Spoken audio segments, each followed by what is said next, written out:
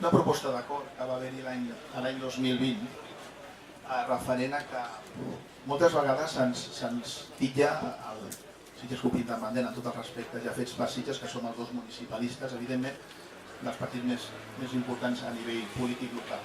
Però hi ha un tret diferencial, i aprofito que està aquí també el mitjans de comunicació i evidentment a l'Eco de Sitges, que nosaltres va haver una proposta d'acord per part de Junts per Sitges el 2021, on diu, i allò és molt curtet, la cultura, la llengua, els costums, les institucions, la història, la terra. Tot això ens fa ser com som i es determina com un poble i com una nació. Per realitzar-nos com a persones i com a poble ens cal vetllar i defensar aquests trets nostres tants definidors.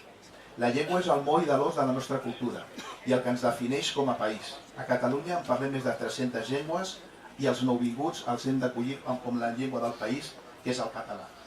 És un extracte d'una moció que vam presentar, que Fets per Sitges vam votar a favor nosaltres de la llengua catalana.